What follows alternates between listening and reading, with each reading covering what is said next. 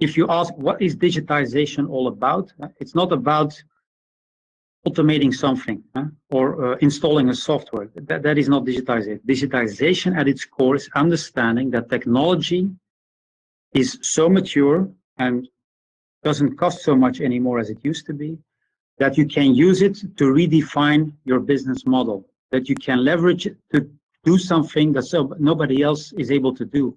And that on top of that, anyone can do that. Not just a big company with a lot of money, but also a couple of people with a bright idea can do that. And that is the game changer that digitization is all about. And so for us, it's understanding that how do you make the differentiation or the distinction between two ports is not because you can say, listen, I make sure that your ship and your cargo will be able to arrive in the port, but how effective am I in this port in getting my cargo through? How transparent can I follow what is taking place? How do all these stakeholders work together? And that's not just the physical world, but also how do they exchange information to make sure no time is wasted, that no errors are being made. And if you can do that well, that enables you to reposition yourselves in the value chain. And that is the competitive position. So digitization is probably more than ever, the way you can differentiate yourself from everybody else, because you bring added value that distinguish you from the pack. The key takeaways from COVID, from my perspective, looking at what happened, was the prime objective was, let's make sure the sport stays operational. And from a logistics supply chain perspective, the lack of transparency became very visible, which was not something new, something we knew already, but it became more apparent. And it triggered, I think, in the mindset of people, a shift in priority with regard to how can we make sure that using digital and using innovation, we can become more transparent and more agile in the supply chain. The Port of Antwerp, it's an ideal location because you have a mixture of mobility, of logistics, of industry.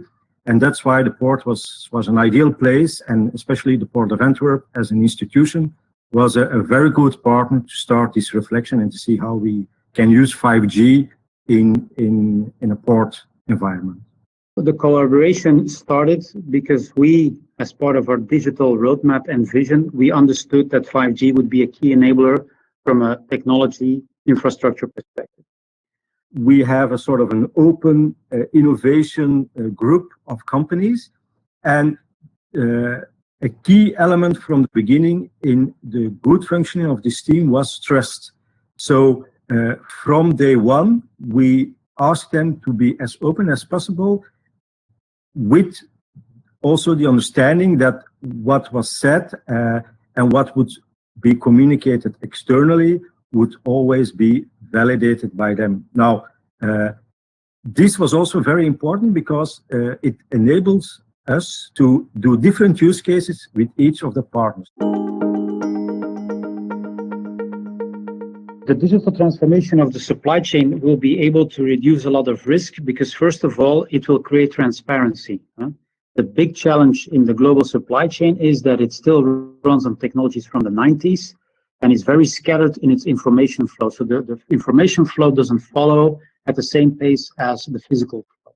Once you have transparency, you can start working on operational efficiency, and risk mitigation. And the final step following is that because of the increased transparency and multiple instances of a operational efficient or riskless process, that it will generate ideas for innovation. So it's transparency first, then comes operational efficiency and risk reduction, and then finally you have innovation.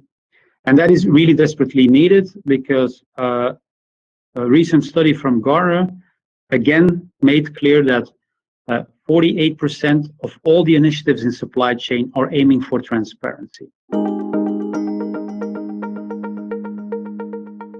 Or you have a mixture of production, of logistics, of warehousing.